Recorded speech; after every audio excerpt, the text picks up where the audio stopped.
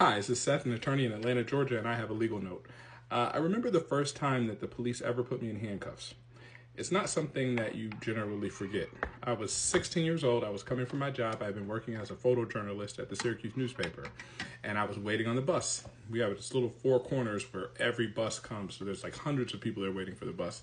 And me and my godbrother were sitting down, and the police pulled up with their sirens blaring, and these two cops jumped out of the car and they started to walk very quickly toward us. And I was very confused. I was watching them, and I remember smiling as they were walking up, because he was like, "Get up and put your hands on the wall. Get up and put your hands on the wall." And I was like looking around, because I'm like, he can't possibly be talking to me, right?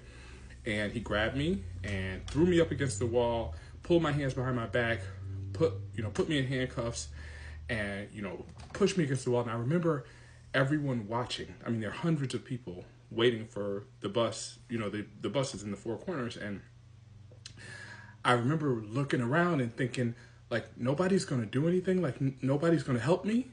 I didn't do anything. I knew I hadn't done anything. I wasn't that kind of a kid. I was 16 years old. I was coming from the news, from my job. And he said, "What is this?" He went in my bag. He was like, "This is your bag?" And he was going through my bag, and he saw the pictures. And he was like, "What is this?" And I was like, "Those are pictures. I'm a photojournalist for the newspaper."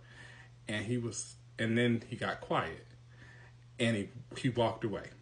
And so he came back, he took me out of handcuffs, still didn't say anything. He walked back to his car. And then this older cop pulled up, and he was very jolly. I remember he was like, "Hey, how you doing, everybody? Is everything's okay? Looks like everything's going okay." And it's like the whole tenor of the engagement changed when he found out that I was a journalist. And I remember when he pulled off, the man who had thrown me against the wall, the police officer had thrown me against the wall, pulled up, and he rolled his window down, and he said, "When the obligatory police report comes out, tell the truth." And then he pulled off. And there is just a level of embarrassment that you feel when you are accosted by the police, particularly in front of hundreds of people. But it was the powerlessness that I felt, knowing that not only could I do nothing, like these men could have done anything they wanted to me. They had all of the cards, they had all of the power. And even though I was surrounded by hundreds of people, they just watched, and nobody did anything. And I realized, and I said, I'm alone. No one's coming. No one will help you.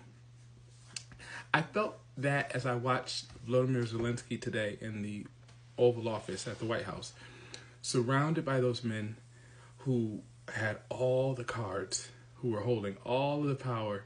And I can imagine what it must feel like to have to go to the United States, who has all of these resources and could do all of the things to help him.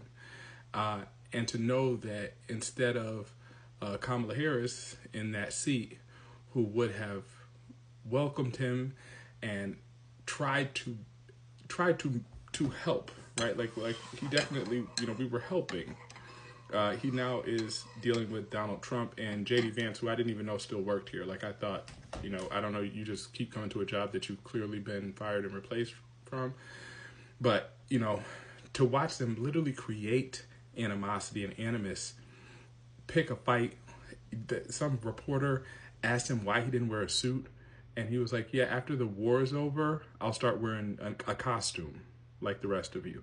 Right? Like it was sickening to watch. It's sad and sick to watch what this country has become, to know that it's not the leader of the free world anymore. It is the big, mean bully on the playground that is no longer has any checks and balances.